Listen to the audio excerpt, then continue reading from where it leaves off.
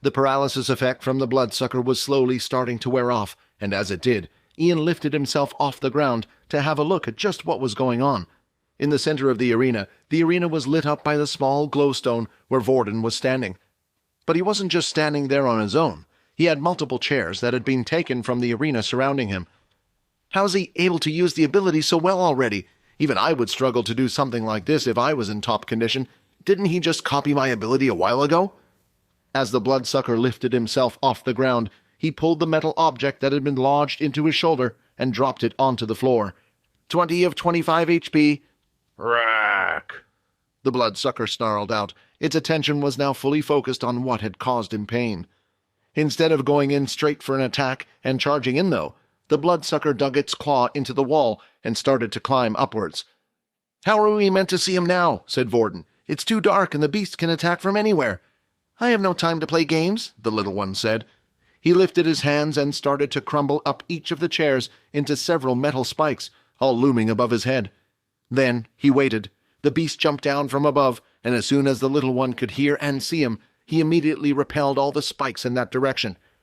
However, as the beast was falling through the air and the first spike came towards him, it spun around and grabbed the spike, throwing it back at an incredible speed. But the little one had prepared for this too. He had already gathered a pile of chairs from the arena and mashed them together to form a shield.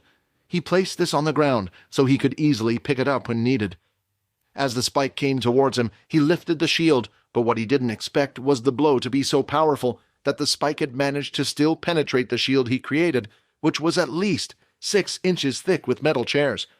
"Ha ha!" Rayton started laughing. "Looks like I really missed out on this one. Did you see how strong I was? I would have loved to deal with this guy. Vorden, you would have been killed within seconds." Although the beast was able to throw back one spear, while in the air he was unable to move. The other spears that were targeted had managed to penetrate him, going through his body and sticking him to the ceiling of the dome. 10 of 25 HP. The beast no longer caring for the damage that had been done to its own body, it lifted its legs up against the ceiling and pushed with all its strength, allowing the spikes to completely go through his body. However, the hole marks that could be seen in his body quickly healed up. Although it didn't add to the beast's health, it would still allow him to fight as if he had never been hurt. He landed in the arena stands and began hitting a few chairs as he landed. As soon as it stood up, it began to rush forward recklessly towards Vorden's direction. "This thing, why isn't it dead yet?" Vorden said. A few more chairs had been turned into metallic spikes, and he threw them towards the beast once again. This time, the beast continued to run forward and moved out of the way of each spike. Its eyes were slowly adjusting to the light that had surrounded Vorden, and now it could see the spikes as it left his side. As soon as the spike left Vorden's side, the beast would react and move out of the way of each blow. "Is it me, or did that thing just get faster?" Vorden said. "This is bad. The little one isn't at full strength," Rayton added. "If only there were 2 more ability users nearby." The bloodsucker continued to move forward, avoiding each and every spike thrown at it. Then, when it was close enough, it swung its claw out. The shield was raised, blocking the blow, but as the claw hit the shield, it was completely shattered, unable to be used again. Now, with no more metal surrounding the little one, the beast was able to freely attack. As it took a step forward, though, it felt something sharp pierce into its foot. As the beast looked down, it was another metal spike. It looked in the distance and noticed that Ian had managed to recover. He had his hand held out and had thrown the spike out into the beast leg. 7 of 25 HP. Suddenly, though, tears started to fall from the little one's face. Now that the beast was close enough, the light from the stone shone and revealed the face and clothes of the beast. The beast in front of him was wearing the same uniform, and although it didn't look exactly like Quinn, it had similar qualities in its face. He didn't know what happened to make Quinn turn into a creature like this, but he could feel that the beast and Quinn was the same person. "I've done it again. I have hurt another one," the little one said. "What are you doing?" Ian shouted. "Kill it!" Ian then crumpled up another nearby chair and threw out another spike, this time aiming for the beast's head. It came flying through the sky and was on target to hit, but before it did, it stopped midair. "No!" The little one then moved its hand, throwing the spike to one side. Then, using its other hand, it pulled the other spike out of its leg. The beast was now free to move around. It instantly looked at the last person who had hit him and immediately started to run towards Ian's direction. Ian was still under the effects of the paralysis when he had thrown the previous spike. When he threw the spike, he had originally aimed for the beast's head, but missed. He still managed to luckily hit its foot, though. Seeing the beast quickly running towards him as every second passed, he panicked and started to fling out chair after chair, but the bloodsucker was too powerful. It simply knocked them away with its hands, sending them flying through the air. Ian then pulled out his trusty dagger, ready to attack, but when he looked in front of him, the beast had vanished from his view. The next second he was staring up at the ceiling, with his back on the floor. Then when he looked down at his body, his legs were now completely detached from himself, blood pouring from them. The bloodsucker then dragged the top half of Ian's body away into the hallway out of the arena, afraid that the other person might disturb its meal. The students had just been informed that the portal expedition that was meant to be going on today would be cancelled. Although many people didn't know the reason why, they had a good guess that it might have been something with the two students who didn't arrive in class today. Students didn't just not turn up to class for no reason. The city was their whole life. The school was their whole life. For the next 2 years, everything you did there would decide your future. Layla had been planning to confront Peter on the situation, especially since he had been acting so strangely, but before she could even get to him, he had already run away. "Come on, Aaron, let's go find out what he's hiding," Layla said, but as she took a few steps forward, she noticed that Aaron wasn't following her. "Aaron? I have no need to get involved in your affairs. I don't really care what happened to the other two. I hardly knew them before choosing to team up with them," Aaron replied.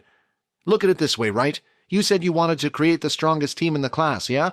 You and Vorden are clearly the strongest in the class, and if you want to outperform the others from the other classes, you're going to have to team up with each other.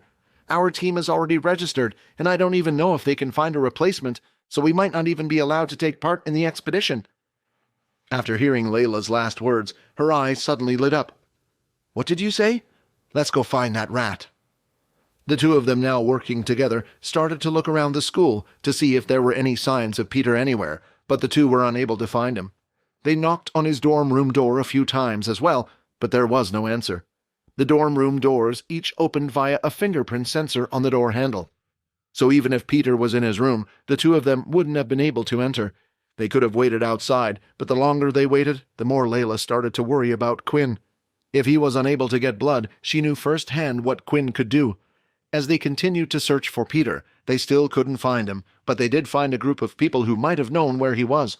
It was Earl and his group of 5 other boys. "Haven't I seen them hang around with Peter a few times at breakfast?" The group were inside one of the training centers.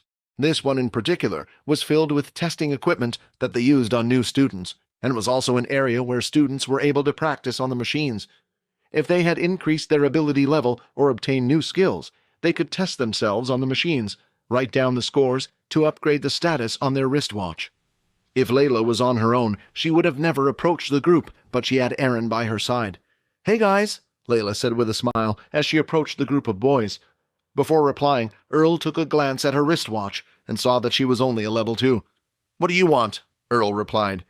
Layla's eyebrows started to twitch hearing Earl's rotten attitude and tone in his voice, but she was used to this. She had her fair share of bad treatment at her own school. "We're not here looking for trouble, just wondering if you knew where Peter was," she said, putting on a fake smile. The group looked at each other and started to laugh. "Looks like they really aren't his real friends. I knew something was going on," she thought. "Peter?" Earl said. "I wouldn't be surprised if that kid tried running out of the city by now." "Yeah, Earl, I can't believe he actually did it. If I did that, I know I'd never be able to live with myself," one of the men standing behind Earl said. Earl immediately turned his head and gave a scorned look at the man. "Sorry, Earl," he said. "Anyway, buzz off, you two. We're not saying a single thing. If you want to find Peter, then go find him yourself." Although Layla was annoyed, there was nothing she could do. She wanted to stand her ground and beat the information out of them, but Earl was a level 4 user, while the rest behind him were similar level to herself. She had no choice but to turn and head back on her search for Peter. As she walked off, the group started to laugh, but as soon as she passed Aaron, she realized she wasn't following her once again. "Where are you going?" Aaron asked. "To find Peter. These guys won't tell us anything." "I see no reason for us to find Peter any more," Aaron replied. "What do you mean?" "Well, these people clearly, by their conversation earlier, either know what Peter did, or at least also know where Vorden and Quinn are." Aaron then started to walk up to the group of 5. "I don't want to waste any more time." Mist and frost started to form just above her hands, and suddenly a fully formed ice spear had appeared. Before the other students could even react, she had already thrown the ice spear, hitting Earl on his shoulder and pinning him against one of the drums that were used to show a student's power. As Earl's body landed on the drum, the numbers started to rise until it eventually stopped at 20. The group watching this knew she was strong, but the machine had only confirmed their fears.